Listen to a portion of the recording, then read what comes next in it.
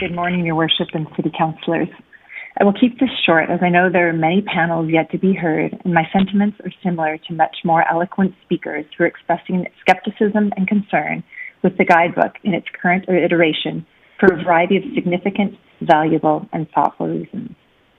As an Izabell Park resident for the last 17 years, I am deeply concerned about the plans as currently laid out in the Guidebook. As written, if approved, I believe we will ultimately destroy the history, diversity, and specific characteristics that set out many different neighborhoods apart from one another and that offer the citizens of our city choice. It is the differences that exist within our neighborhoods that make them each unique and special. The continued desirability of Izabell Park, its history, character, single-family dwellings, old-growth trees, and protected green space, a century after the neighborhood's inception, speak to its value as it is currently designed and structured. I understand and fully support the concept of diversity, as I believe Mayor Nenshi and Council does. However, deciding that inner-city neighborhoods have the same standards and options across the board, in my mind, is the exact opposite of diversity. Great communities are diverse, and in my view, what a modern, progressive city should offer. I am an inner-city gal. In my 20s, I loved living in the Beltline. As a young professional, I opted for an infill in Killarney, which I also loved. When we had children, we wanted something different yet again. Green spaces, numerous parks, a backyard, less traffic. I flirt with the idea of downsizing to a condo in my senior years to yet another fabulous neighborhood with different offerings to meet my needs at that stage. I strongly believe that we, as a city, can offer many different options for the desires, lifestyle choices, and life stages of its citizens. I support and understand the need for a plan to design Calgary's future, but in order to be successful, this must be reached by honest engagement, communication with each unique community, sincere listening to and working with its residents, and then finding precise and specific language that leave no doubt as to what has been collaboratively decided. More time is needed to get there. I respectfully request Mayor Nenshi and Council remember further collaborations with communities prior to approving the Guidebook. Thank you for your thoughtful consideration on this matter. Great. Thank you very much. Let's go to Mr. Witcher, please.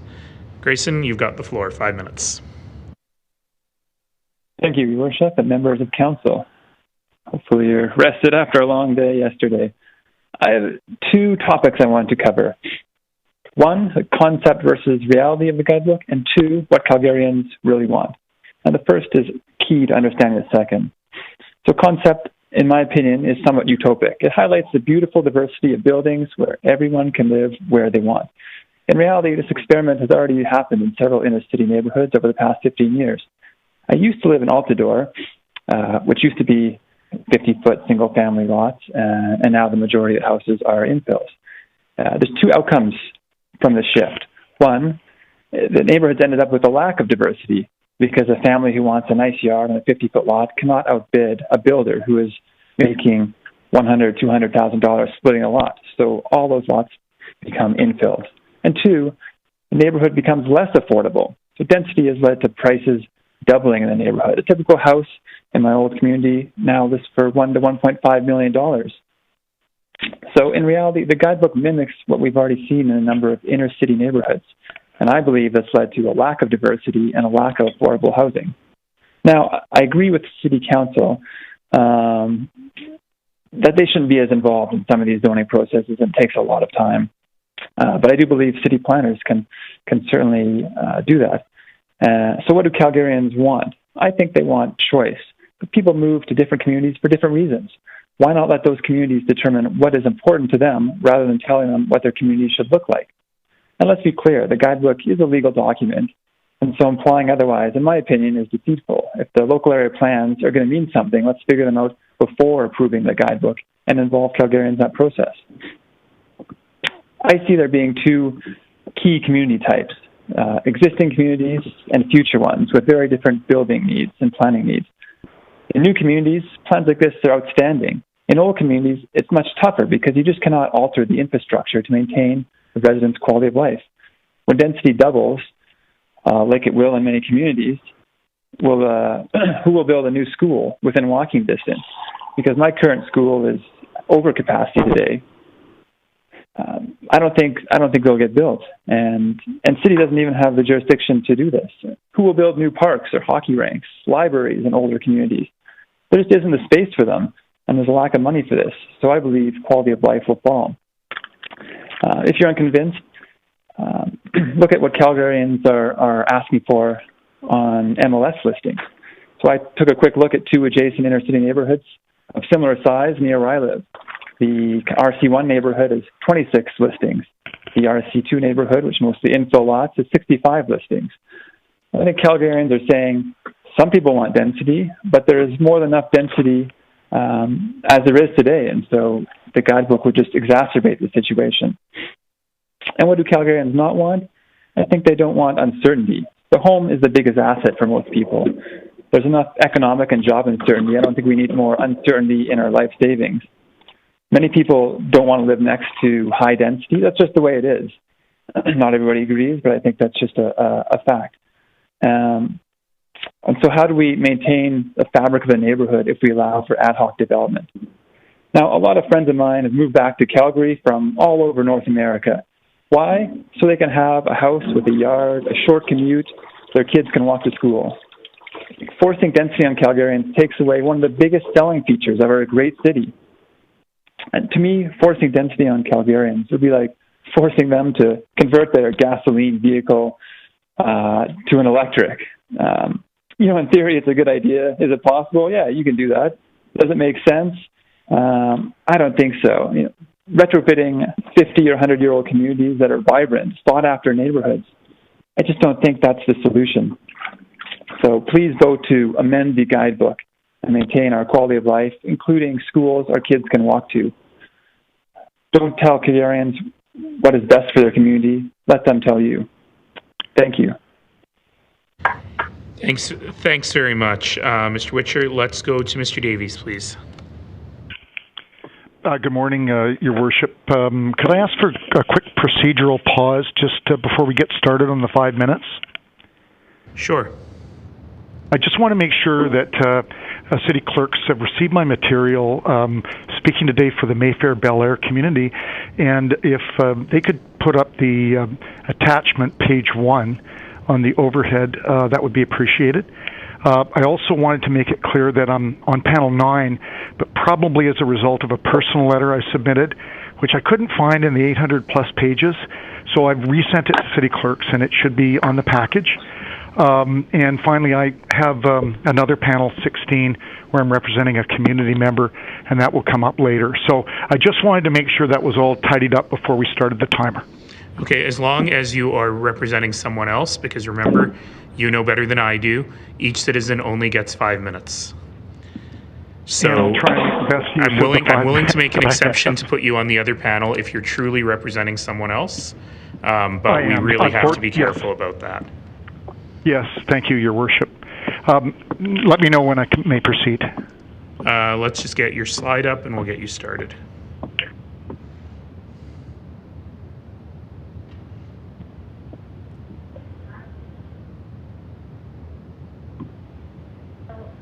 Okay, go ahead. Thank you, Your Worship, and members of council. My name is Chris Davis. I'm a municipal planning lawyer with over 30 years' experience, currently working in a municipality in northern Alberta. I worked with the City of Calgary throughout the 1990s as a planning lawyer. I'm here today speaking for the Mayfair Bel Air community. It's a 1950s and 60s subdivision that has approximately 860 people based on the 2016 city census data. It is a covenant community with all that entails. Restrictive covenants are a valid planning tool recognized by Section 651.1 of the MGA and Sections 48, 67, and 68 of the Land Titles Act.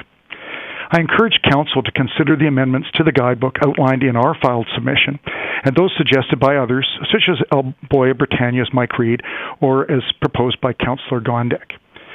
The Guidebook, as an additional statutory plan, and, if approved, a charter bylaw, is the first leg of the three-legged new planning stool to follow our 40 local area plans and a new land use bylaw.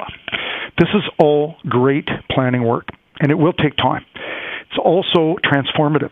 It's described in many places as next-generation planning, and wise consultants like Chris Olenberger and David White suggest it can't come soon enough. Groups like Build Calgary and NAOP, affordable and subsidized housing organizations, and environmental sustainability organizations have all submitted encouraging words of support. Why then have so many residents living in low-density communities and their community associations not bought in? When I review the over 800 pages of material posted online, I don't see true opposition. What I see is conditional support. I encourage Council to accept this massive package of mostly thoughtful material for what it truly is. It's a gift. A hugely successful, but somewhat late in the day, community consultation. To make this consultation truly meaningful, as described by the courts in recent decisions like the Trans Mountain Pipeline appeal, merely taking notes and nodding respectfully is not enough. To add to the very capable and good work done by all of Council and Ms. Lisa Kahn and her planning peers at the City, I encourage Council to take a short pause to consider and incorporate the many good ideas found in these 829 pages surrounding Bylaw 17P 2020. For the first part of the puzzle described by the City as the future Omnibus Calgary Planning Code, our community roadmap for the next 50 years, I encourage all members of Council to take a short pause to make sure that the road we start on actually gets us to the destination we all deserve and have collectively agreed to build. Thank you, Council, for all of your passion, for your community support, and for your service, and I'm available for questions. Thanks very much, Mr. Davies. Let's go to Ms. Buckland, please. Mayor Nenshi, can you hear me? I sure can. Go ahead. Great, thank you. My name is Rosemary Buckland, and good morning, Your Worship and councillors. Thank you for the opportunity to speak this morning. A lot of ground has already been covered on this subject, and I've been impressed by the many informed and passionate presentations that have been made outlining the objections to the guidebook and why it needs to be reworked. Many points have already been made, so I will be brief. On Friday, March the 19th, David Gray interviewed councillors Giancarlo Carrar and Jeremy Farkas on the Calgary Eye Opener program. The interview can be heard by going to the CBC website. You, Councillor Carrar, quickly made your views known. You consider the guidebook to be a positive document for the future. You also indicated that over the past 10 years, you made the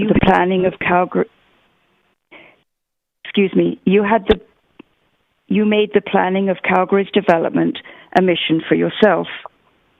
About halfway through the interview, you, Councillor Farkas, raised the concerns of residents of neighbourhoods made up of single detached homes that we have heard about in these discussions.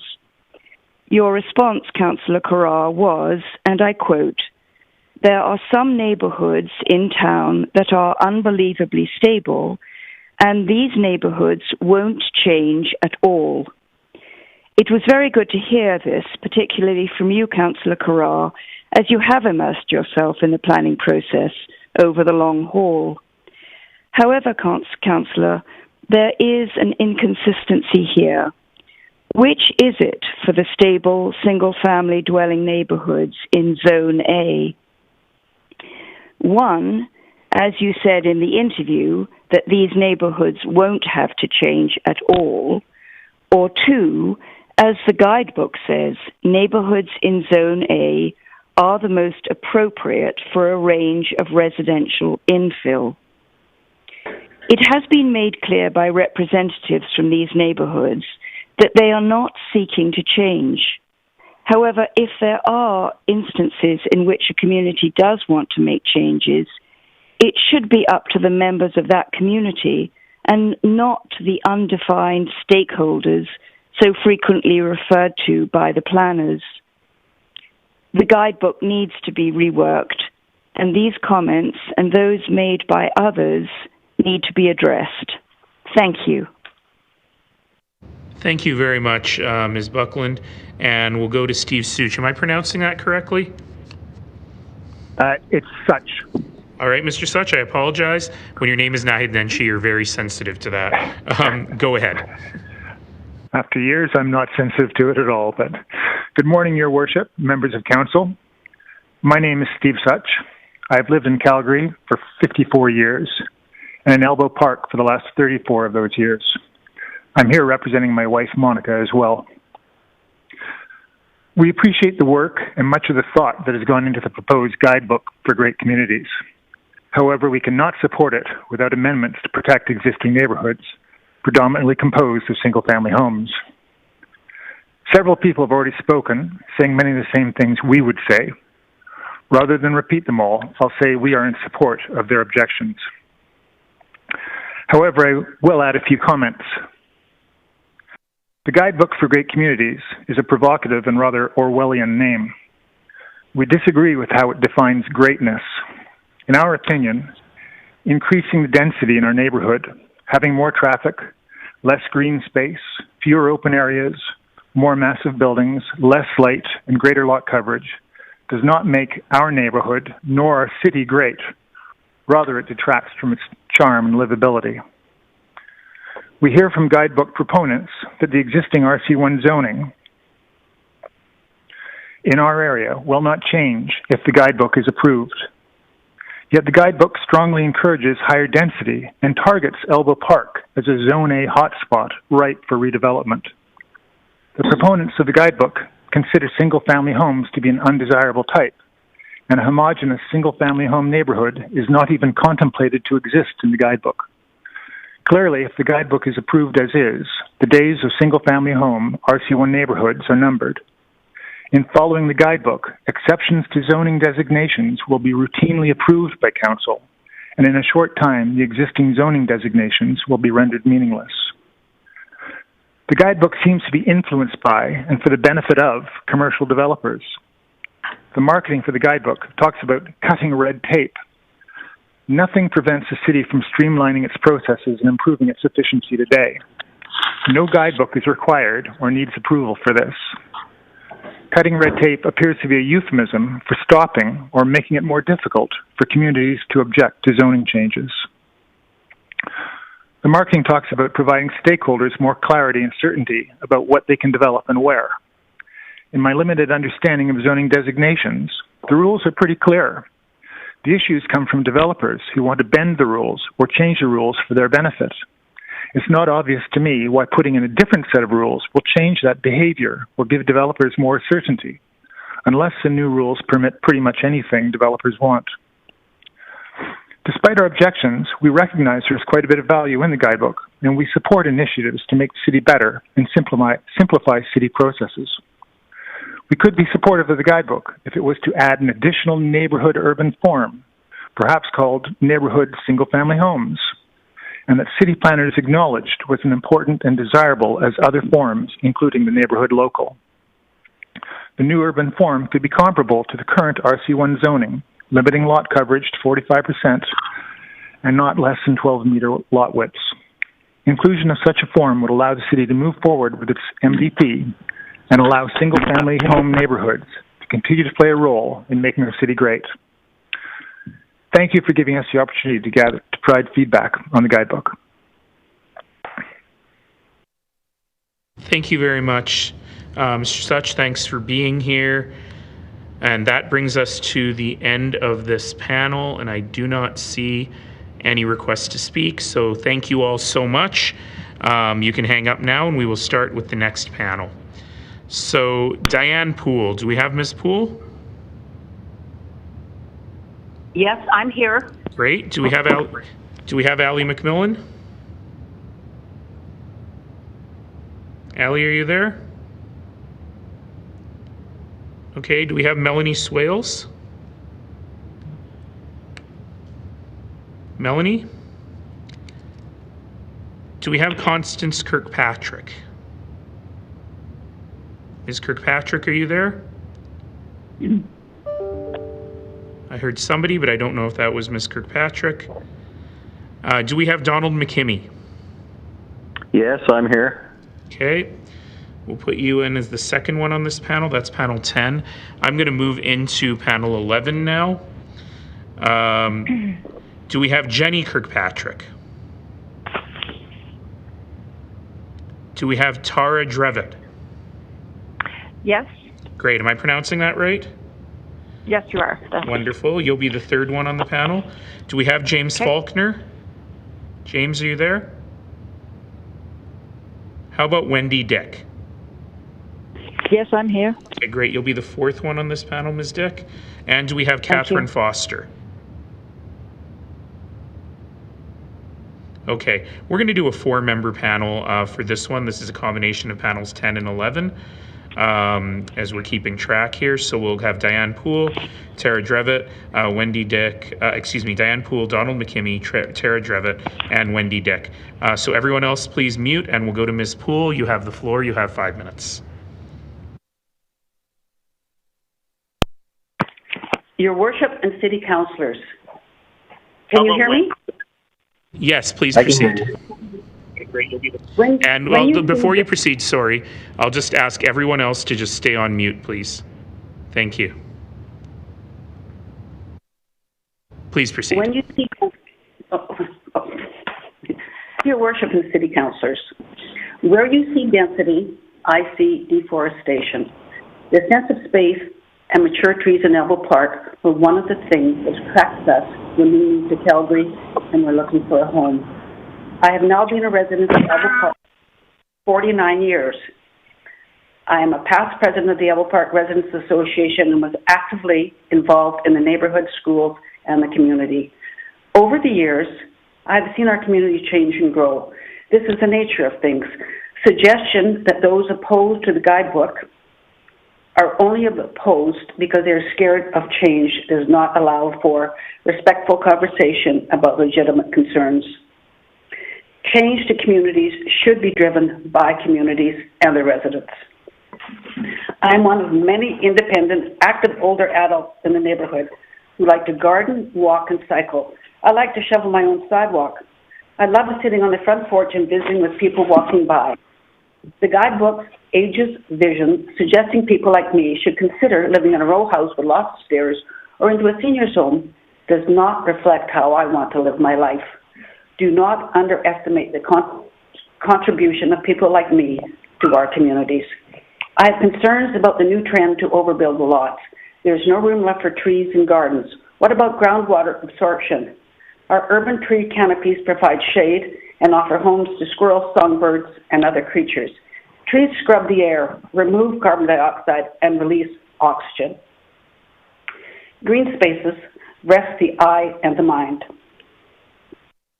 I'm an avid CBC listener, and last week in the Eye Opener, I heard comments that suggest communities like Elbow Park want to keep out renters. This is the kind of statement that's most unhelpful and is far from the truth. There are many rental properties in Elbow Park, including 4 in my block.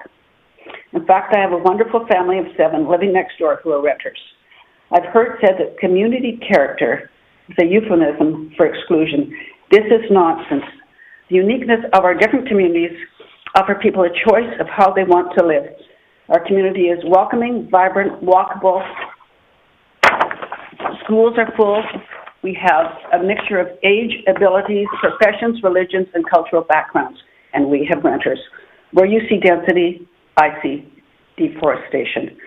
Please rethink the contents of the Guidebook of the great communities for great communities. Thank you. Thank you so much, Ms. Poole. Thank you for being here. Let us go to Mr. MacKimmie, please. Are you there, Mr. MacKimmie?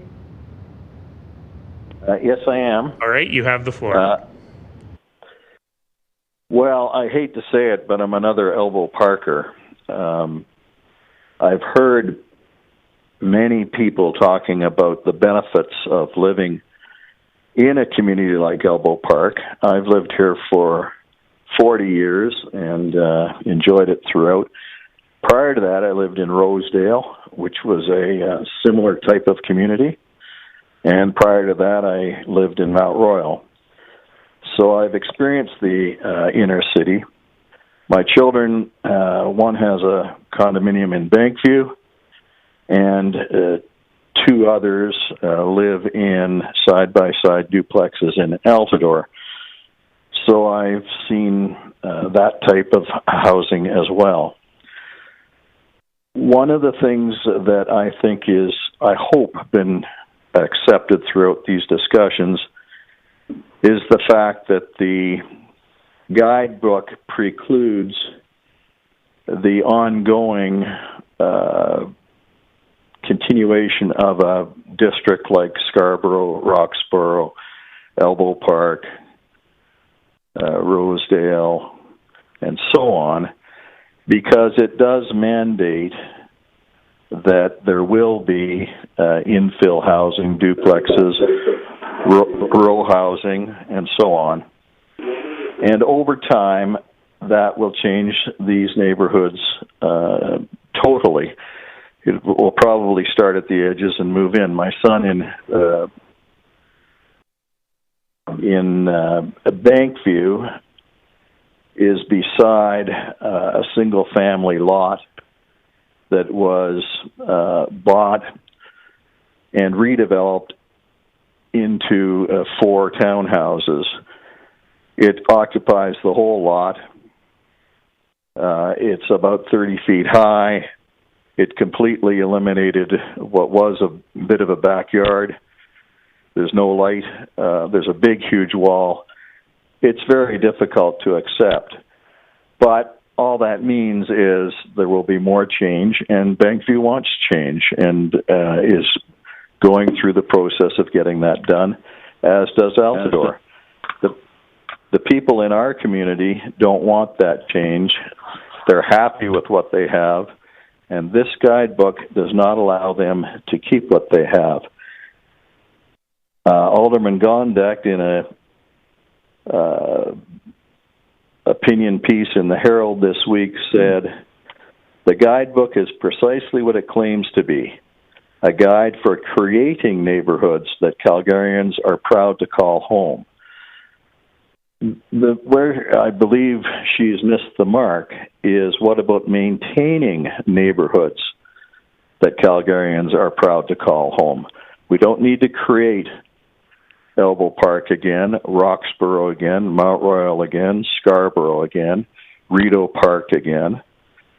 These are communities that are successful and should be maintained.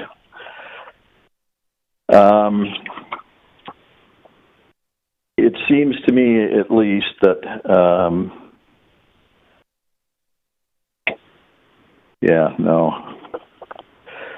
one other point. I believe that the city owes a duty to protect the investments that its citizens have made when acquiring their homes. Generally, those are the largest investments that any people make. And it's obvious to me that in many areas, row housing and duplexes create wonderful new communities.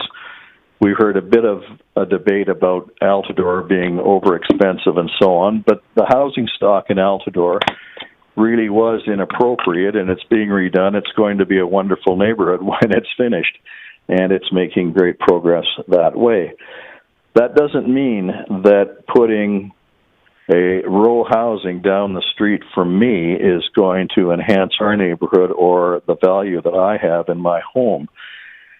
A duplex next door will end up with a 50-foot lot.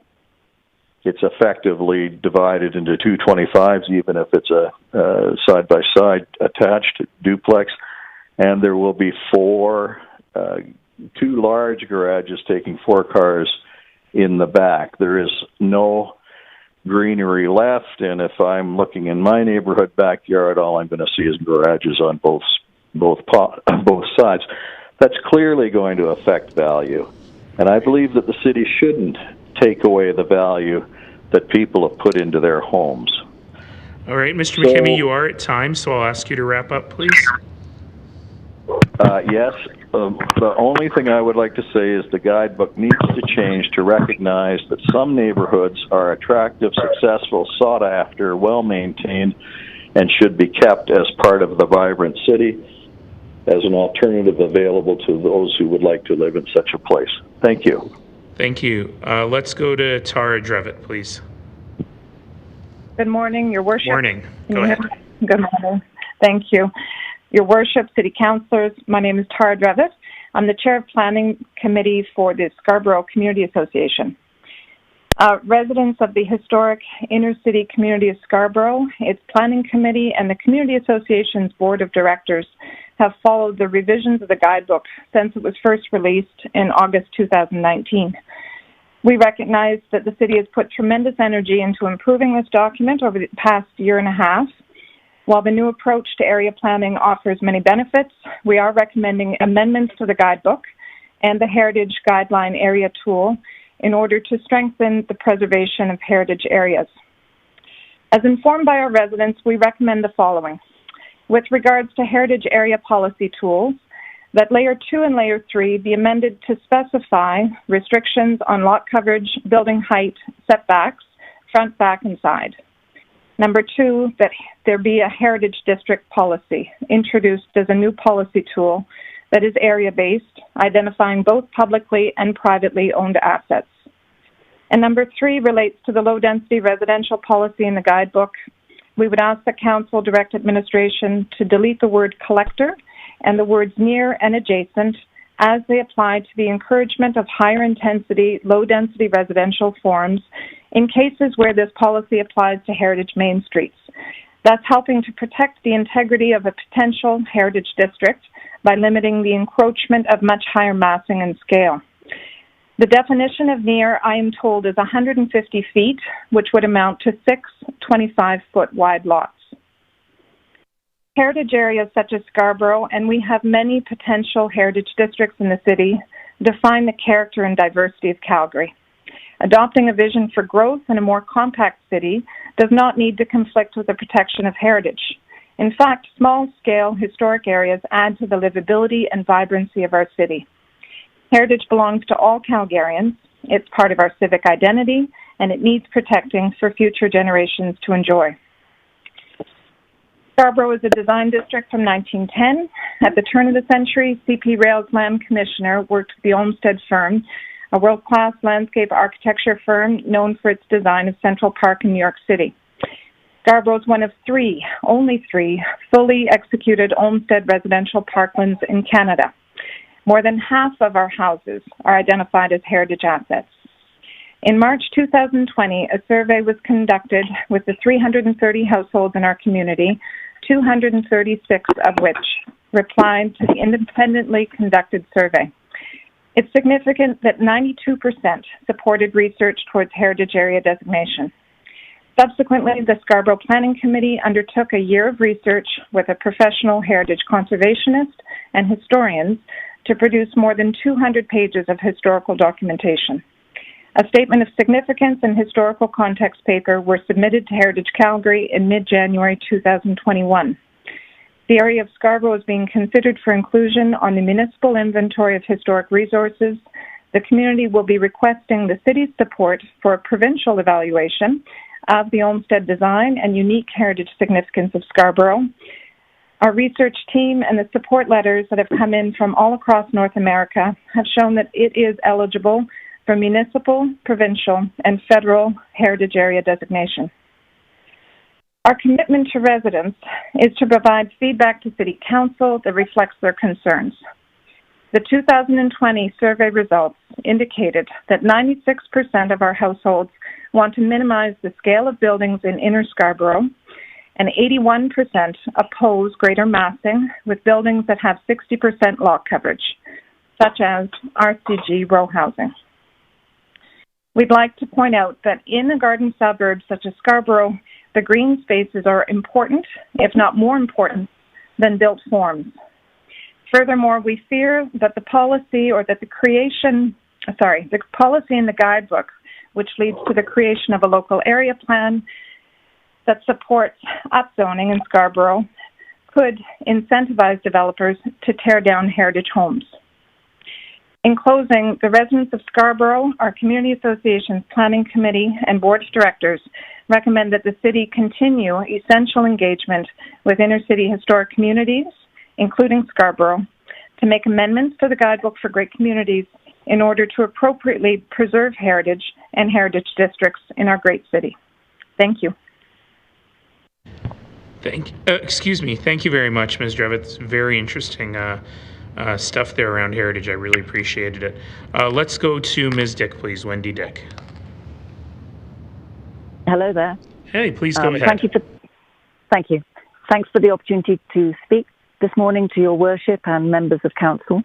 My name is Wendy Dick. I have lived in Calgary for more than 30 years now and presently live in Elbow Park, yet another one.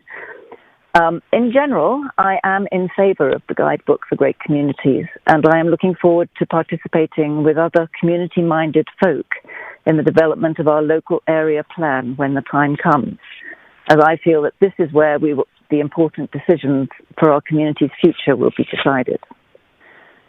I have two areas of concern with regards to the Guidebook, however, and that is why I'm speaking today. Firstly, the location of our city and its history. I find it hard to understand how the Guidebook can fail to mention flood mitigation even once. There are references to water conservation strategies, and on page 97 to redirecting surface runoff to landscaped areas where appropriate. While these strategies are sensible, I feel it does not address the changes to drainage and surface runoff that results from a reduction in green space by increased density of housing by replacing single-family homes with row houses and other forms of building. There is no mention of stormwater management in these situations, and I feel this is an oversight. In fact, there is very little mention of flood areas, just a small paragraph on page 94. Where development will result in an increase in water entering the stormwater system upstream of communities and the city core, I would have expected there to be direction from the Guidebook as to what is appropriate and allowable. The second concern is more around language in the Guidebook, especially relating to transit station areas. Transit station areas are defined in the glossary of the Guidebook, but there is reference on page 49 to transit stops. The Guidebook states that there will be exceptions to development criteria if land parcels are not located within 600 meters of a transit stop. And I'm not sure what constitutes a transit stop. I would like those to be clearly defined if they are not the same as the transit station areas in the Guidebook. Thank you for your time. Thank you. Thank you so much. Those are really thoughtful comments. I really appreciated the specifics in them. I'm just trying to keep a running list of all of these ideas that we're hearing over time. So thank you for that. That takes us to the end of this panel. And I don't see any question. Oh, I see one, Councillor Carra, of course. Councillor Carra, with my previous admonition, please go ahead. I will be just very brief, and I just want to thank Ms. Drevet and Ms. Dick, I think, for very constructive conversation about the Guidebook and an acknowledgement of the opportunities through the local area planning process. I think that really appreciated those comments. Sorry to take council's time. Thank you, Councillor Carra. Is there anyone from a previous panel whose name I called but we missed who is on the line? Jenny Kirkpatrick, I'm here. You called me, but sorry, I was getting my daughter from the dentist. No problem. We'll put you first in the next panel, okay? Okay, thanks. All right. Anyone else? Okay. Do we have, so I'm into panel 12 now. Do we have Michael Berscheid?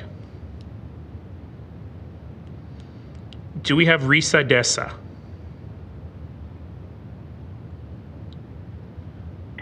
How about Tim Holz? I'm here, Mayor. Okay, you'll be the second one in this panel, Mr. Holz. How about Izabell Jankovic? Yes, I'm here. Okay, you'll be the third one in the panel. Zaakir Karim? Okay. How about Hope Smith? I'm into panel 13 now. Robert Lehodey? Do we have Kirsten Plaxton?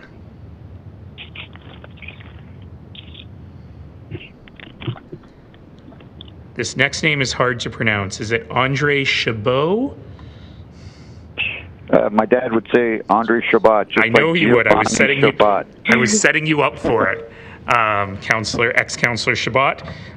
We'll put you as number 4 on this panel. Thank you. And do we have Stephen Herrero? All right, folks, we'll do this panel of 4 then. Jenny Kirkpatrick. This is Zaakir Karim here. I was on the delay. Zaakir, all right, we'll put you as the 4th one on this panel, okay? Awesome, sounds great. Thanks. All right, so the panel then is Jenny Kirkpatrick, Tim Holz, Izabell Jankovic, Zaakir Karim, and Andre Chabot. All right, so let us start with Ms. Kirkpatrick. Everyone else, please mute. And Ms. Kirkpatrick, you have 5 minutes. You have the floor. Go ahead. Thank you, Your Worship, and hello, City Councillors. My name is Jenny Kirkpatrick, and sorry, I picked my daughter up from getting braces for the first time, so I'm a little frazzled, but I have some of my Just don't let her eat popcorn and everything will be fine. Go ahead. Okay. Whoops. Okay. So I grew up in Calgary, and I also grew up in one of the inner city communities that a lot of folks have called in from, Elbow Park, which is still a wonderful, thriving, vibrant community with lots of families. My family home is still there, and my mom still lives there in our family home. I have lived in various cities all over the world. I've lived in Toronto. I've lived in Copenhagen in Denmark, which is a really forward-thinking city. And I've, visited New York and Vancouver, all sorts of really fun places. But I've always loved coming back to Calgary, and I love the diversity of the communities in the city of Calgary. I came back here, and I live in South Calgary, Marda Loop area. I had a lot of friends who lived here growing up, so I thought that it was going to be a really nice place to live. I lived before in my 20s in the Beltline area, which I also loved because I could walk to a lot of the stores nearby. But now I'm living in South Calgary, and I unfortunately find it to be it's not really appropriate for my young family. I've got 2 little kids. Although I like it for the convenience of me walking to the grocery store and stuff, I don't really honestly feel safe letting my kids play outside out front. I don't feel safe leaving them in my backyard because really I don't know who's going by. There have been a few incidents in the area of honestly, there has been a murder a couple blocks over in one of the homes, group home type setting. Anyhow, I don't know who lives a couple doors down from me. They're renters, not very personable either side of me. Nobody's living in those houses anymore. I don't really know my neighbors, unfortunately. Nobody's very personable. People kind of keep to themselves. So I often find myself going down to my family home where all my mom's neighbors all know my kids, very friendly, feel very safe. And for me, one day I do hope to be able to move into a single-family dwelling community for the sake of my children. I think it would be nice for them to experience what I was able to experience growing up. So I think it is great to offer this. I think this is more suitable for people who are in their 20s, maybe young professional couples who don't have kids, or people who, don't want to live in a single-family community. So I just have the perspective of someone who lives here. I thought it was going to be great, but there's just houses also getting torn down left, right, and center. I also just wanted to comment on the environmental state of the Elbow River. I know that I've read over recent years that it is contaminated with E. coli. It sounds to me like the city can't really pinpoint where the E. coli is coming from, what the source is, but I did note in my letter that I wrote that the City of Calgary is a sponsor of the Elbow River Watershed Partnership, and on their fact page, they state, why should future development be limited or carefully managed on the Elbow River alluvial aquifer?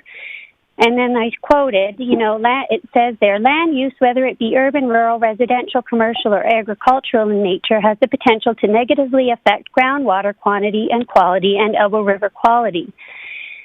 It goes on to say, to help protect water quality in the Elbow River watershed, development and other land use activities should be restricted in these aquifer zones. Proper planning and management will benefit not only the aquatic environment, but downstream water users as well. And then I came across a 2004 study by Alberta Environment and the City of Calgary entitled Impacts on Water Quality in the Upper Elbow River, and it's just talking about how it's a very important resource. It flows, and it does, just as an aside, it flows to the Hudson's Bay, and it's recommended a definite need to recognize growing land use and development pressures along the entire river system and to undertake measures to provide protection. You are at time, Ms. Kirkpatrick, so I'll just ask you to wrap up, please. Okay.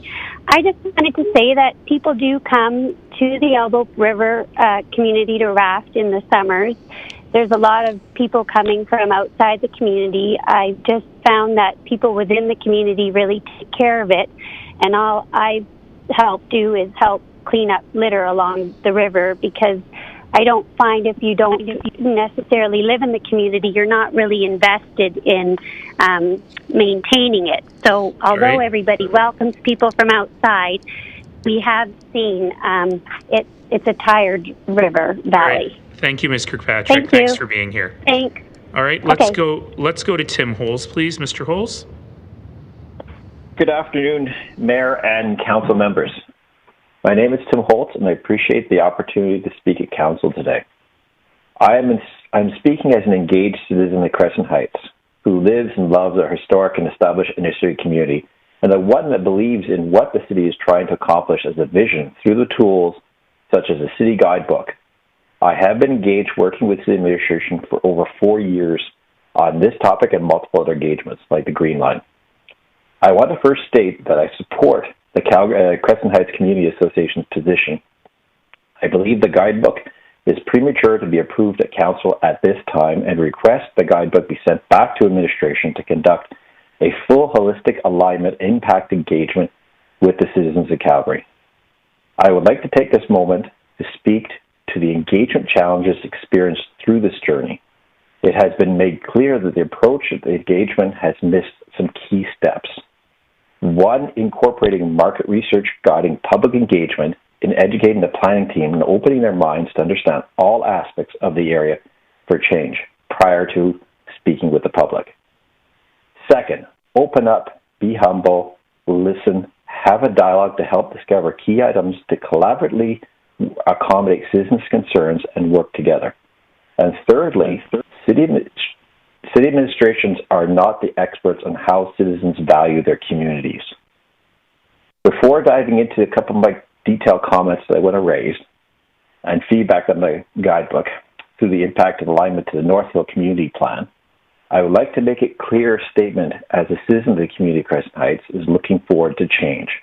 The issue that has been with the city administration in its engagement approach has been clear that the strategy has been a decide and defend approach only. This was not the approach that was used for the NDP that got to great success 10 years ago. Allowing open conversations, dialogue, and to understand the potential impacts on how to proceed forward.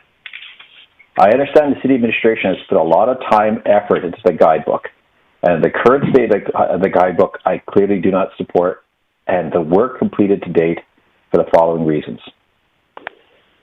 First concern is the amount of uncoordinated change efforts in the Crescent Heights underway with city administration. The city administration has 6 independent, uncoordinated engagements: the BRT, Mobility, Guidebook, North Hill, Green Line, and Streetscape public engagements.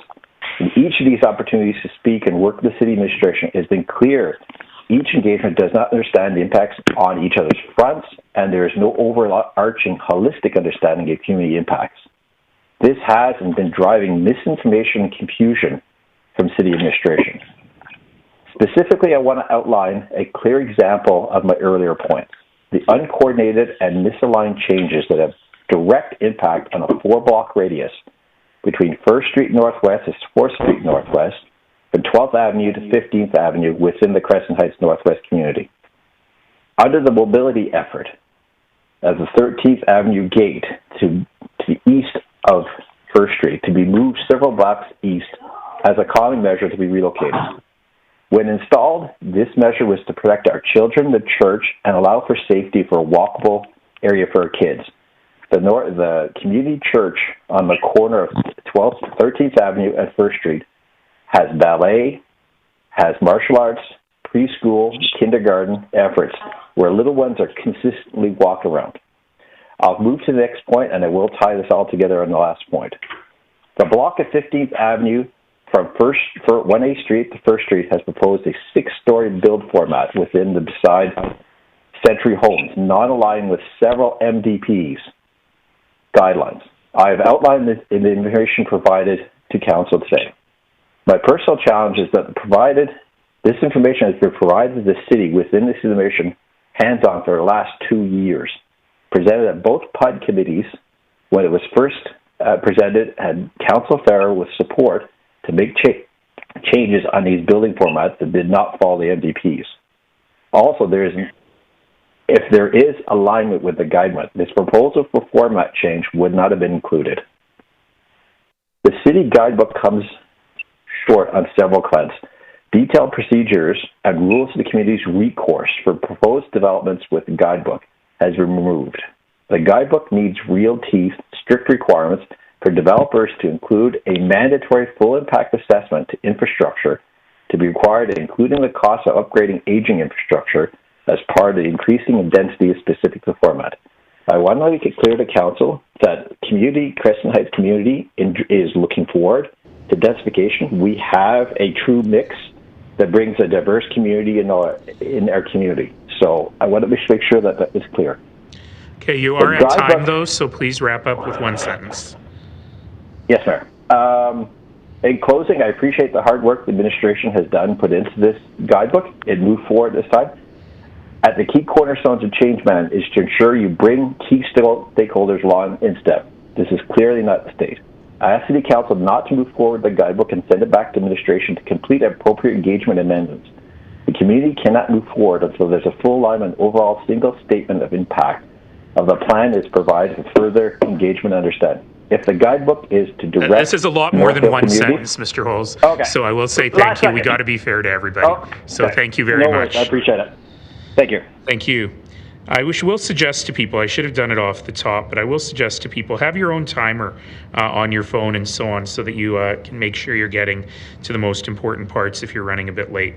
But let's go to Ms. Jankovic, please. Are you there? Yes, I'm here. Please go ahead. My name is Izabell Jankovic. I am a longtime resident of Crescent Heights, and I support the position of the Crescent Heights Community Association. I have been following this process with the Guidebook and the North Hill Community's local area plan very closely for the last 15 months. And in the time that I've lived in Crescent Heights, I have witnessed the results of many planning policies over the last 45 years. When the city really works with the residents, the results are good. When they don't, the results are poor, and we have to live with them.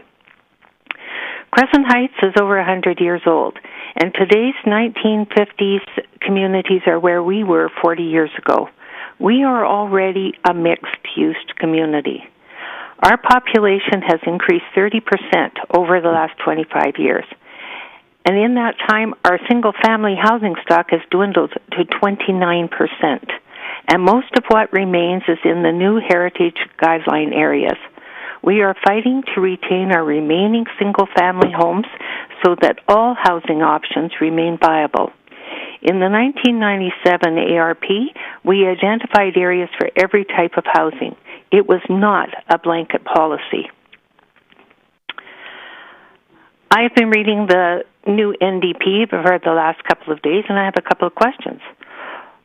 There is no mention of the Guidebook for Great Communities in the NDP. Where does the Guidebook fit into the hierarchy on page 14 of the Municipal Development Plan? Is it part of local area plans, or does it fall under other statutory plans? On the city's website, the Guidebook for Great Communities, it says that the Guidebook for Great Communities will eventually replace Volume 2, Part 3 of the Developed Areas Guidebook. From the discussion on Monday, that's a long way off. There's a lot of duplication between the two and some major differences, especially in the building form, which will add to everybody's confusion. How will this make things simpler? Will this continue for the next 10 to 15 years, or will Council adopt the Guidebook for Great Communities in the next 2 or 3 years? The language is already in place. Check the definition for local area plan in the glossary. And also on page 103 in section 3.52 of the NDP, it calls for modest intensification of the inner city area. The intensification in the North Hill Communities Local Area Plan is not modest. When city administration says that nothing will change, they're right. We've been living with what is in this guidebook for the last 10 years. When my neighbors and I opposed an inappropriate development last year, our community association planning committee told us not to bother. The city is no longer listening. To everyone's surprise, we won. The proof is in the pudding, the land use bylaws and how they are applied. Yesterday, you approved a lot in Tuxedo Park for upzoning. How many of you know that this lot is in the new Balmoral Heritage Guideline area? The neighbor didn't know because she would have said something. There are a lot of good things in the guidebook, but however, as we have heard today, the residential portion needs to be redone. And I urge you as council to send this back to administration to be reviewed. And there have been a lot of great suggestions today, and please listen to them. Thank you. Thanks very much, Ms. Jankovic. I'll just point out that it's 11:45. I do have two more members of this panel, and then someone that we had missed who should be on this panel. Mr. Berscheid will just put in at the end, and then we will take our lunch break. So we may go a few minutes after 12, but we'll finish this panel before we take our lunch break. All right, so... Mayor Nancy, it's Robert Lehodey here, too. I wasn't able to respond when you called my name earlier. I was on panel 13. What the heck we'll throw you into. Thanks very much. And then we'll break for lunch after we hear from you. So I'll put you at the very end of this panel, Mr. Lehodey. All right. Thank you. So let us go now to Zaakir Karim. Are you there? I am. Can you hear me? Yes, please go ahead. So I sit as the chair of the Cliff Bungalow Mission Community Association, and I'm really here to speak just with regards to concerns that we have with regards to Section 2.8 of the guidebook, which refers to local neighborhood or neighborhood local policies. So we're aware that this section doesn't really impact Cliff Bungalow or Mission in any major way, given that zoning in these two neighborhoods are already above what's prescribed as Zone A and Zone B. But conceptually, we do have two concerns with Section 2.8. So the first is that by taking a blanket approach and saying every single neighborhood is simply Zone A or Zone B, we reduce the scope to collaborate with residents in neighborhoods, especially those in Zone A, who have a lot of skin in the game. And that's going to lead to suboptimal outcomes, just conceptually. So by residents, they've lived in their communities for decades. They have home ownership, they have emotional attachment. They understand the micro issues in their communities that no one else would know simply because they don't live there. And so by collaborating with these residents, we're going to get better outcomes. And by prescribing Zone A and Zone B in a guiding document, it's just too prescriptive for such a broad document, and it preemptively decides the process to a large extent, especially when combined with the way land use change applications seem to work. The second issue, also conceptual, is that by opting for the blanket approach, the city's foregoing the option to pursue a more thoughtful approach. And a surgical approach to upzoning, which could be achieved with or through collaboration with residents at the local area plan level, would have two big benefits. So the first is that it'll help direct development to the streets and neighborhoods that would benefit most from densification and renewal. And second, it would lead to a more balanced pace of redevelopment across neighborhoods instead of simply biasing redevelopment towards the most desirable streets and the most desirable neighborhoods.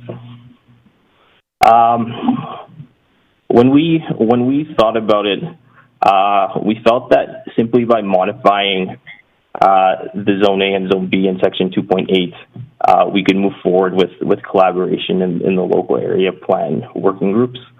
And that amendment would simply be to say all Zone A neighborhoods and all Zone B neighborhoods as currently defined should simply be referred to as Zone A/Zone B. So call them all the same thing, and say that specific streets within each neighborhood will be designated Zone A and or Zone B as directed within local area plans. And that really does allow the guidebook to move forward, the whole process to move forward, and still allow for collaboration with neighborhoods and community associations. So that's our feeling, and I'll leave it there. Thanks so much for your time. Thanks very much, again, for those thoughtful suggestions. Let us go to Andre Chabot. Sir, are you there? Yes, Your Worship. Thank you. Nice to hear your voice. The floor is yours. Thanks to be here. Thanks for letting me. I'm not sure if I'm going to be able to do this in 10 minutes, but I'll do my best. Members of council, my name is Andre Chabot. As many of you know, I sat on council for many years, and while on council, I actually chaired the Planning and Urban Development Committee. On April 11th, 2017, City Council approved the Developed Area Guidebook. On March 4th of 2020, administration made a presentation to committee and indicated that the new guidebook for great communities, or as they stated, this new planning tool, was meant to replace outdated and redundant policy and to provide consistent policies in one document to provide certainty through clear, accessible plans to strategically guide and support growth. This guidebook will lay the foundation of the renewal of the land use bylaw, which was pointed out by Mr. Dack this morning. It went on to say that this guidebook is a direct descendant of the NDP and represents an evolution of those principles and is adaptable and responsive to different communities and is important to our stakeholders and is a key component to achieving our desired outcomes. The presenter then stated that if this guidebook is not adopted, then the Developed Area Guidebook would remain in effect and allow for the principles of increased housing choice, which was brought up this morning by Mr. Morrison and spoke about sensitive intensification, which is described in the guidebook, the Developed Area Guidebook. Anyways, the presenter went on to say, and I quote, "Communities are not static. They evolve and change over time. Many communities in Calgary are experiencing change today without the guidebook in place. The guidebook provides communities with a consistent framework to envision and shape how change happens versus what can sometimes feel like an ad hoc approach today that can sometimes feel as though change is happening to you."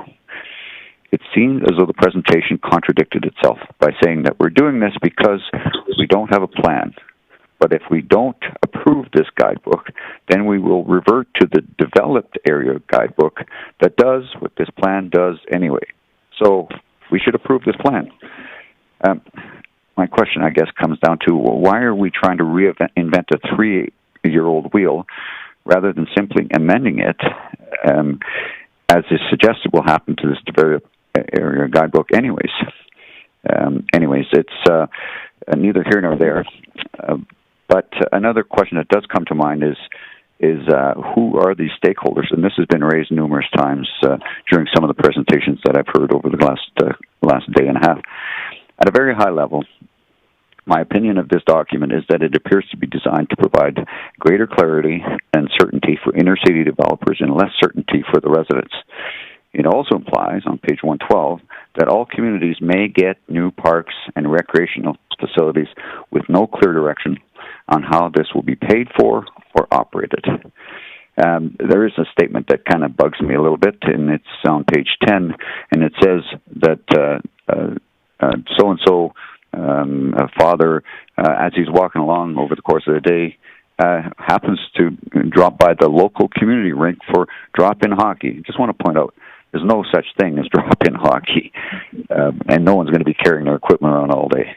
They might as well say drop in to the local golf course to play golf with his friends. On page 20, it says, the last paragraph on this page states, our lives change and the neighborhoods where we live, work, and play need to evolve and adapt with us. My perspective is, I think our city needs to change to adapt, and not necessarily every single community. On page, I'm trying to find my place here, which page it is, page 25, section K, states, for any planning applications that may result with amendments to local area plan, applicants are strongly encouraged. Again, I think strongly encouraged probably should be a stronger wording, but as was stated before, that we may not be able to apply that. On page 27, Figure 8 lists urban form categories, as well as scale modifiers based on these drawings. It's easy to understand why there are concerns to community associations as to how these things will be applied and or recommended based on these drawings. On the basis of the urban form map, it appears that there are several streets identified as neighborhood connector as well as neighborhood flex. Based on these categories and implications suggested in Figure 9 on page 28, it's unclear and undefined as to what is considered neighborhood connector and neighborhood flex. Mr. Chabot, you are indeed at time, so I will ask you to wrap up, please. Well, in short, Your Worship, I've sent 5-page recommendation to Council, which I haven't been able to cover even half of those issues. And so if I may make a suggestion, I think the best course of action for Council to take today is to send this back to Planning and Urban Development. This has clearly been brought up as an issue for many communities, and I think it could benefit from further engagement, if only through the Planning and Urban Development Committee, to return to Council for some recommendations on changes to ultimately make this document better. Thanks very much, and thank you for that list of recommendations. I've been going through it myself. It's super helpful. So thanks for being here, Andre. Let us go to, who was it who I added? Mr. Berscheid, are you there? Michael?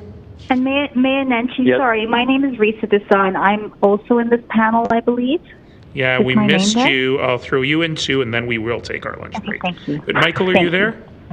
Yes, Your Worship. Okay, floor is yours, 5 minutes. Go ahead. Good afternoon, Your Worship, and members of City Council. My name is Michael Berscheid. I'm a homeowner, taxpayer, and a resident of Brentwood. So in a short period of time, probably less than a year, I've become familiar with the Guidebook, and I have to say that I have mixed feelings about it. I believe that this document itself needs a fair bit of massaging to make it palatable for all areas of the city, and that's not unachievable with proper consultation with every community. But with that said, that's one of the biggest issues that concerns me. Somewhere along the way, administration was charged with this project and moved it forward without broadly communicating to all homeowners. This is a big deal, and it has serious implications for our communities and for many of us, our biggest investment, which is our home. Information could have and should have been sent out with tax assessments.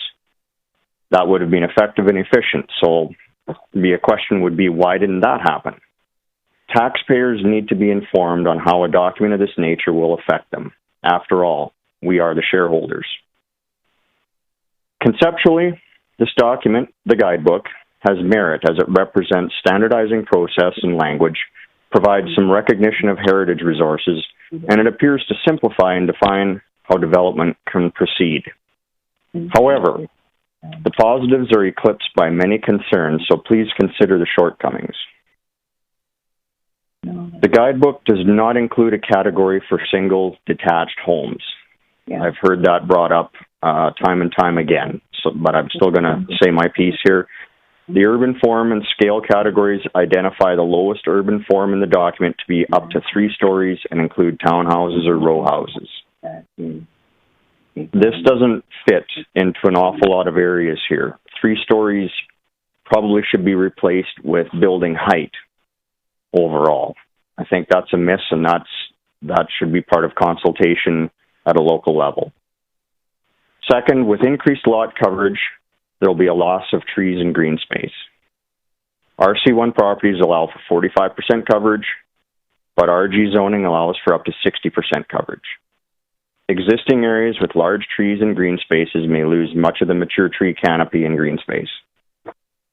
Number 3, the lack of contiguous areas of RC1. In the new builds, the new greenfield communities, the developers delineate the types of housing and plan entire blocks exclusively R1, R2, or other housing forms. They don't mix and match. Many new areas do have the RG land use, which allows for a variety of housing forms. However, these developers will control what goes on each lot, as they won't be able to sell a single-family home without the buyer knowing what's being built next to it. Developers do not have the same concern in an existing community, as they have no vested interest in the home next door. Fourth, location of density and definition of connector streets. Greater density is to be placed on connector streets. Some communities do not have housing directly on major connectors, as is the case in my neighborhood of Brentwood. Therefore, the next buildable main streets are much smaller volume streets which are lined with single-family homes. These are local streets, but significant in the community, and it would appear that these streets would be suitable for a 6-story or higher building, as would be directed by a local area plan, as they represent high activity relative to the community. This does not make sense for Brentwood, and I would suggest many other communities share the same concern, as we've been hearing. Number 5, LAPs will serve to divide communities. Some multi-community planning is welcomed, sure, but all communities are different, and there needs to be a consideration of the unique features in each community. The guidebook serves to make all communities the same in time. This isn't a stated goal, but will be an outcome with this approach. Some communities and some wards will experience very few changes at all, while applications in others will likely be supported by the guidebook regardless of community or resident feedback. This is significant, and it's a loss of community autonomy.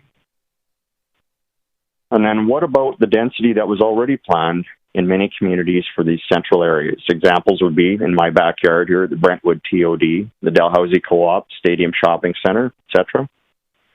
Those areas had detailed plans and community engagement, which will be all for naught, as demand for those projects will likely go away with the advent of a lot of smaller projects. The guidebook does not apply to the entire city equally. In time, all areas of the city will face some amount of redevelopment regardless of age, so dividing it up into zones seems more political than practical to me. You are at time, sir, so I'll just ask you to wrap up, please. So I would just say, as our elected officials, I'd ask that you'd send this document back to administration and charge community associations with giving them recommendations and bring forward a new iteration. Thank you. Thank you very much. Let's go to Mr. Lehodey, please. Are you there? I am, Your Worship. Thank you. Before I start, may I ask one question of you? Of course. It relates to process. Are these consultation presentations that council is hearing today and yesterday and perhaps tomorrow maybe, are they recorded so that councillors can go back and listen to them? Yes, everything is webcast, and I know, and the webcast is saved, so anybody can go back and look at it. And I know all of my colleagues are doing exactly what I'm doing, which is I've got a big scratch pad here writing down all the pertinent ideas that I'm hearing. Great, thank you for the clarification. Please go ahead. My name is Robert Lehodey. I'm another resident of Elbow Park. What I think I've heard today is that the vast majority of presenters would like Council to table the guidebook, send it back to administration for additional significant and transparent engagement with Calgarians. And I think importantly, with the Calgarians that are potentially adversely affected. Ms. Khan, and I believe it was Ms. Khan, mentioned at the outset of this agenda item that districts outside of the outskirts of Calgary, and I take that to be outside of zones A and B, are unlikely to have to put in place a local area plan for up to 10 years, even more. So the guidebook construct creates two different classes of Calgarians, those in the inner city zones A and B that are going to be affected more immediately than by the guidebook construct and ideas, and those outside that are not. So sending it back makes sense for a number of reasons. The guidebook adversely impacts the property rights of individual property owners. And despite that the planners have been working a long time and on this, that's really kind of irrelevant given the feedback you're hearing today with the current version of this guidebook having only been issued in late January. There's significant concerns, and I think they need to be considered. The other thing that strikes me is that the guidebook authors, the planners, cannot have considered the impacts of the new reality we are all facing with today, namely societal focus on renewables and the resultant negative impact on Calgary's largely fossil fuel-based economy. Also, the new work-from-home construct arising under the pandemic is changing the way we are going to use our downtown core. It's simply going to be fewer and fewer people needing to live and work close to the downtown. I'll try not to duplicate the concerns expressed by others, but I support the vast majority of them, and I commend all the councillors to review and consider them carefully. I would, however, like to highlight a couple of additional points for Council, which I hope are constructive and not duplicating what you've already heard today. The stipulated objective in the municipal development plan regarding neighborhood character is to, quote, respect and enhance neighborhood character and its vitality. The NDP, or MDP rather, advances the concepts of infill development and other forms of densification, and the guidebook will proactively codify that. I think we've heard today that many people are concerned that the prospective densification initiative under the guidebook will not enhance and respect the character of many of the districts affected, and particularly those in zones A and B. I believe as well there is a fundamental and inaccurate assumption on which the guidebook is based. This is my view, namely that a district or neighborhood that was built at a certain point in time is ripe for densification. I think this is a little absurd, and again, it creates different classes of Calgarians, which Ms. Khan pointed out at the outset. The guidebook also looks to create a local area plan for multiple districts being lumped together. I think doing this will pit one district or neighborhood against another and will move forward with a desire to reach, or the result of which might be a one-size-fits-all local area plan. I think that tends to erode the uniqueness and the character of the communities, and I think it will also serve to eliminate a sense of place that many of us feel exist in our respective neighborhoods. I would note as well that the densification initiatives of the guidebook specifically undermine property rights and values. This has been pointed out, but I would highlight that people moved to their neighborhood because they did not want to live beside a townhouse, an infill, or other multiple family development when they moved into an RC1 designated neighborhood. They liked the nature, character, and uniqueness of the district they moved into, and they wanted to live in a neighborhood where the property use and development was consistent. This kind of brings me to implementation of the densification development. And as we know, the average property owner is unlikely to be the individual that builds an infill, builds a townhouse or other development, leaving that work to developers. Developers have a single goal in mind. They're business people, and that is to make a buck. It is not to respect or enhance the neighborhoods in our city. It is not to make a great city. Let's be clear. Developers, particularly those building speculatively, will build to the lowest or minimum requirements using the least expensive materials to maximize their profit. Sir, you are at time, so I will ask you to wrap up, please. Thank you.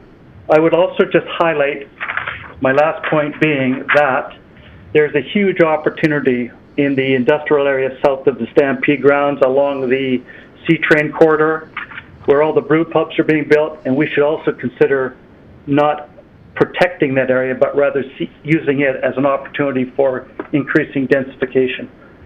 Thank you for your time. Thanks very much. And we will go... sorry, I just lost track of where I was on my list here. We'll go to Ms. Desa, please, and that'll be it before we take our lunch break. Go ahead. Hey, thank you so much.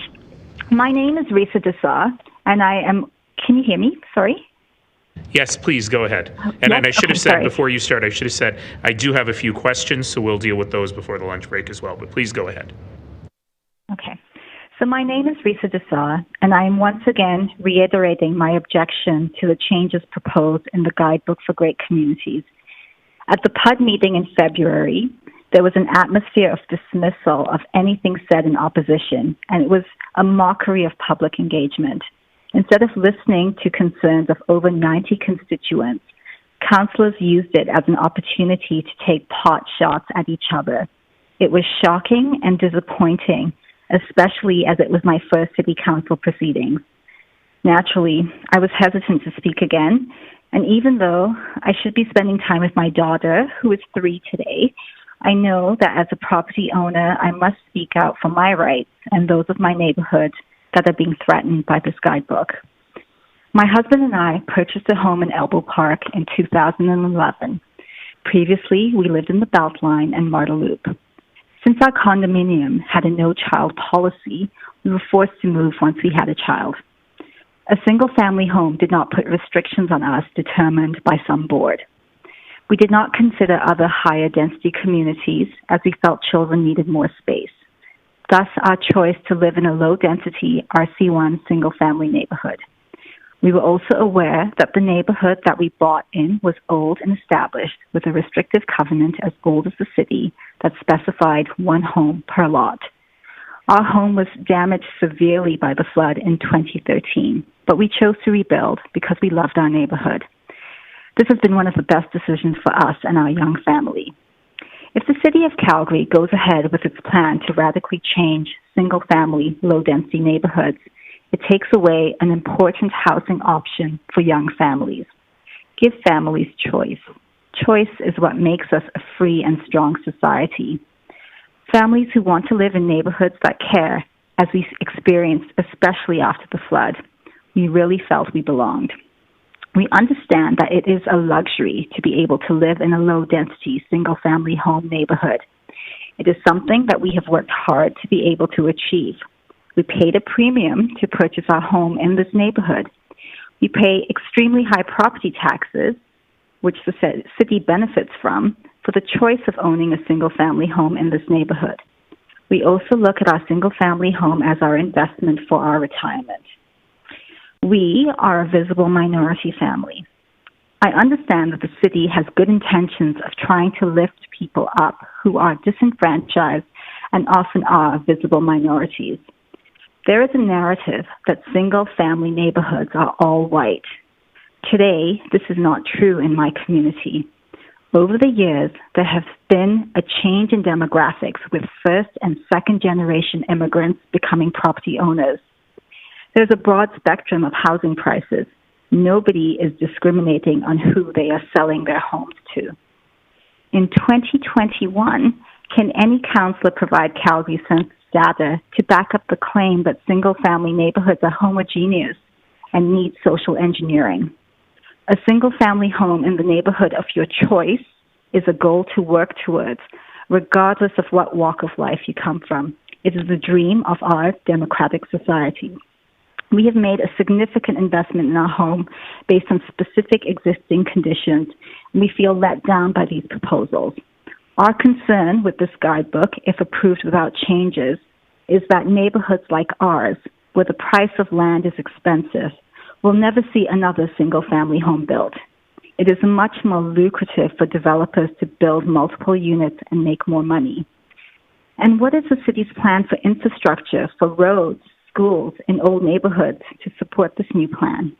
And at what cost to communities and our environment? These proposals without amendment is without thought. Families will move to the suburbs to find those single-family neighborhoods, which will only increase sprawl. You really cannot stop people from making choices. We need more meaningful, honest public engagement, with planners actually listening to the communities they are trying to make great. I believe my community is already great. The accusation that people are spreading misinformation is not true. It is, in fact, the city that is guilty of unclear information. Can the city please explain clearly and transparently what it intends to do with RC1 neighborhoods? Your home and the neighborhood you live in is one of the biggest investments and decisions you make in your life. Property owners have a right to be concerned, and they should be protected by their elected officials. Please send this guidebook back to administration for proper community consultation. Thank you so much for your time. Thank you very much. 5 minutes on the dot. So let us go to some questions here. Councillor Chu, please. Thank you, Worship. I got two questions. The first one is for Mr. Chabot. Are you there, Andre? Yeah, I'm here. Okay, thank you. So my question for you, as I asked before, is that how do you feel about being called giving out misinformation? And we heard from many speakers say, hey, that's kind of hurtful because it's not true. This is how we actually feel, and this is our opinion. And how do you feel when you hear that? And if you have anything else to say. Well, first and foremost, I want to apologize if I sounded like I was rambling this morning because I was trying to influence your decision, and so some of the things I might have said may have sounded like I was rambling.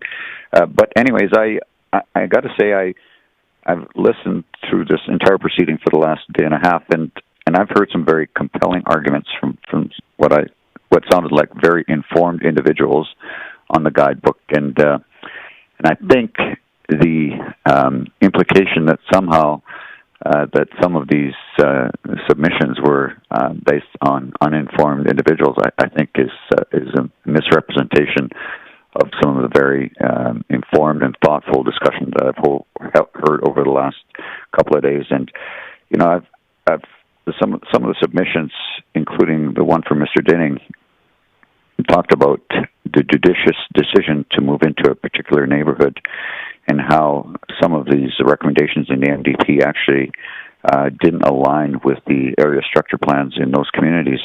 I guess the argument could be made is that some of those ASPs and ARPs predated the MDP, and that the MDP is actually not in alignment with the ARPs and ASPs of those communities. But anyways, that's just some of my thoughts. All righty. Do you have anything else to add? Well, there's, I think, something that really needs to be said, and it's in reference to page 27 and figure 8, which lists urban form categories as well as scale modifiers. And based on these drawings, it's easy to understand why there are concerns from the community associations as to how these things will be applied and or recommended. Based on these drawings, and on the basis of the urban form map, it appears that there are several streets identified as neighborhood connector as well as neighborhood flex. And based on these categories and implications on figure 9 on page 28, and also on page 38, subsection 2.6, section E, which currently says considering shadowing impacts of neighboring properties, there's no reference to massing and overlooking, and these things should not be considered. It should be engage with and apply mitigation to massing, overlooking, and shadowing impacts to the neighboring properties.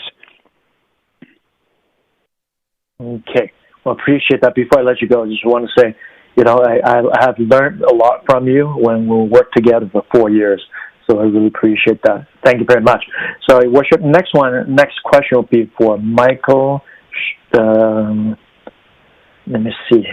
Michael Berscheid. Michael, you there? Yes, go ahead, sir. Okay, thank you. Thank you for waiting for a couple of days.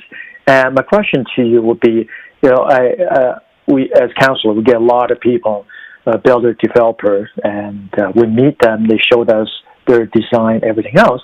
And one thing dawned on me is that you always see that in the new community, they will tell you, here's the single house, RC1, or townhouses area, and here is apartment. So they very much defined. You don't actually see a townhouse or RCG right in between two single houses.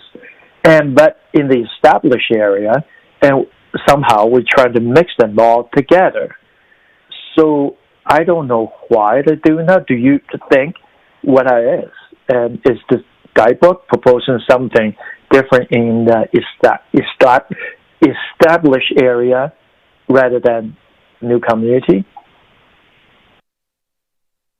Well, I don't exactly know the train of thought for the planners with the guide in terms of the guidebook, but I know, and I have bought a new property in the past, and I know that I would not have purchased the lot with the house on it had I not known what was being built beside me, maybe even on that street or that cul-de-sac.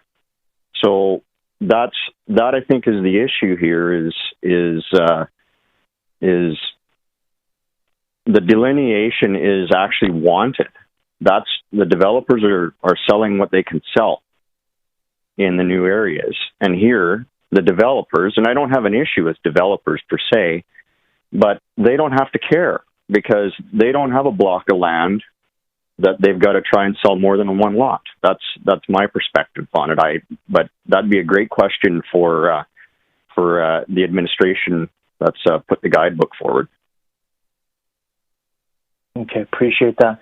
And just want to say thank you for your service on the Brentwood Community Association. And too bad that Melanie is not, Swells, is not able to join us.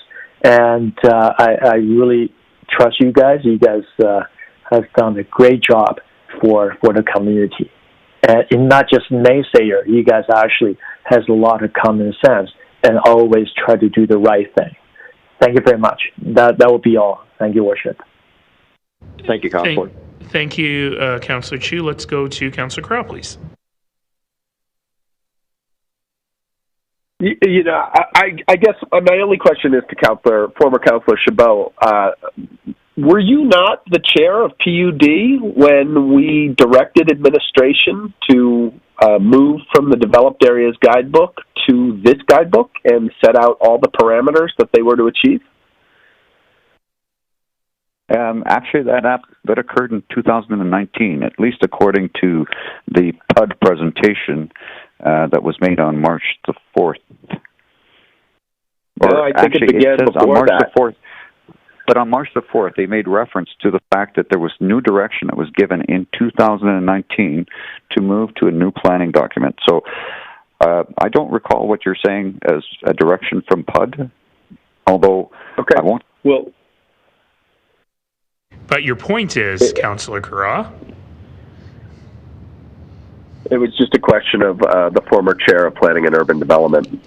All right. I have no further questions. Let's go to Councillor Maglioka, please. Thank you, Your Worship. And this is also for former Councillor Andre Chabot. As the PUD chair, what would you have done differently, or what would you see the vision?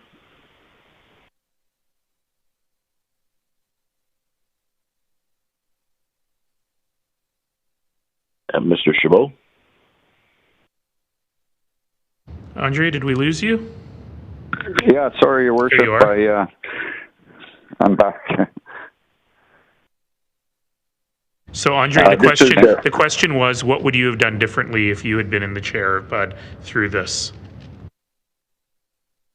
I think I would have tried to, first of all, look at making amendments to the existing developed area guidebook. I don't think that the planning principles that went into the new guidebook are necessarily wrong.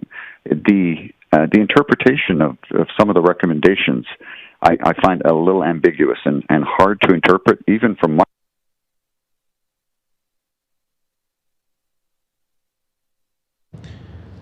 We've lost you again, Andre, but I think we got your point.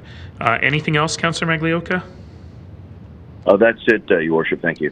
Thanks very much. All right, folks. Why don't we take now 12:24. So why don't we come back at 1:35?